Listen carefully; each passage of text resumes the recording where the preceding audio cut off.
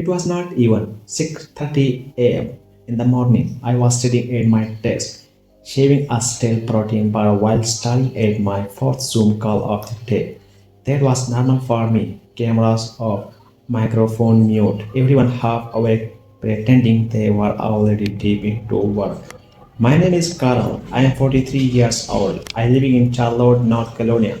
For the last 5 years, I have been the operation lead on a massive enterprise contract, the kind of contract where a mistake can cost millions and one outage can make headlines. Around the office, the founder once called me the last safety net. At the time, it sounded like praise. Now I realize what it really means. When thing breaks, I am the one they call. When a system crashes at 2 in the morning, I am the one logging in. When a client starts shooting about service level agreements and penalized, I am the one calming them down and fix the problem. But the strange thing about fixing disaster is that if you do it well, nobody remembers there was ever a disaster. Meanwhile, the new hires were already presenting big strategy desks. People who had never handled a real outage were pitching ideas in polished meetings. And my updates they started appearing in reports under other people's names. Then I noticed something else. My invites to certain meetings disappeared. Client channels I used to lead were suddenly quiet. It was like someone was slowly erasing me from the room. Miss one deadline and your liability. Save the company from $1 million outage and everyone forget by lunch. That morning, I opened a private backup folder on my laptop. In less than a minute, I found the clause I was looking for. I took a sip of coffee and said nothing because I had leverage. They just did not know it yet. 2 days later, he showed up. Chase, Vice President of Operation, fresh up out of some our had MBA programs. His blazer looked brand new, his shoes were polished like mirrors, and his smile had that confident shine people get when they never actually had to fix anything at 2 a.m. No wrinkles, no field experience, no idea how fragile the system really was. Our first meeting together lasted maybe 15 minutes. Halfway through it, he looked at me and said casually, Carol, could you take notes for this? The room went quiet for a second. I nodded. Sure. I said calmly, I will take notes on your first production outage should be sold. A few people cowed to hide a laugh. Chase just smiled like he did not hear the meaning behind it. By the second week, things started shifting. My operation meeting disappeared from the calendar. No explanation, just gone. Reports I had built, escalation models, client response follow, outage, protocols started appearing in leadership update with someone else's name at the top, usually Chase. Then the real problem started. He ignored a compliance flag during a system update, then another, then a third. On the fourth one, he muted the odd channel completely and called it noise. At one point, he buried a regional outage in a report labeled schedule optimization. It almost triggered a compliance audit. And for the first time in 9 quarters, the team missed an internal failure test. I did not argue, I did not complain. I just documented everything, screenshot, timestamps, message logs. My folder had simple names, closure, Slack shade, bureau attempt, batch 3. Tempering begins. One afternoon in the hallway, Case stopped me. Appreciate the groundwork you built here, he said. We will try to preserve some of it as we evolve. I looked at him for a moment. Read the old documentation before you start peeling wires. I told him calmly. Some of them bite. He thought I was checked out. I let him believe that. There's power in being ignored, especially when you are the only one who knows where the bodies are buried. Week 5, I logged in like always did, opened the client dashboard and saw a message I had never seen before. Permission denied. Just like my access was gone. No warning, no email, no explanation. I picked up the phone and called Chase directly, first and only time I ever did. Hi, I said calmly. Looks like my dashboard access got removed. There was a pause on the other hand. Then he said, "Yeah, you are restricting the reporting flow." I leaned back in my chair. "Interesting," I said. "Before we keep going, you might want to review clause 6.4b, silence." So I explained it slowly. If the name escalation lane resigned voluntarily, the client has the right to terminate the contract immediately.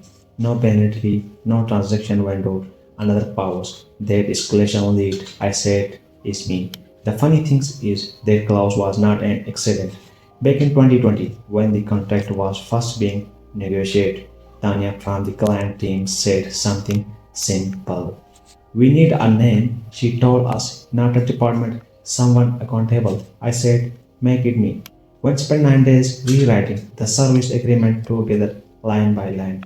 Their legal team skimmed it. I made sure clause 6.4b stayed exactly where it was. The real moment came during the next company all hands meeting. I was presenting clean 9-day service metrics, everything stable. Then case cut in. "Carol will be transaction out of direct operational involvement," he said. Before I could answer, my microphone went silent, mute. 130 people were watching leadership, the board, general counsel. I did not try to unmute. I did not argue. I just closed my laptop. That night, I cleaned my desk. Years of sticky notes, quick fix, and emergency remember went into the trash. I placed my badge in an envelope and wrote one line on it with a black marker. Effective 9 a.m. The next morning, I joined the Zoom call at 8:58 minutes a.m. Cameras off, mic mute. At 9:01 a.m. exactly, I turned the camera on. In one hand, my badge, in the other, my resign letter. I did not say a word. Chase kept talking about salary and velocity. His voice started to shake when he realized what was happening. The boss's face said everything. First shock, then understanding, then that quiet focus. Did layers get when they see money disappearing?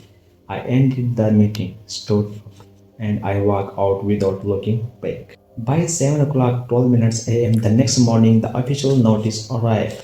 Subject line: exercise of clause 6.4b, 5 sentence, clean, clinical. The client had terminated the contract. Just like that, $14 million vanished inside the company. The panic started immediately. The board called an emergency meeting. Legal joined the line. Investors dialed in one by one.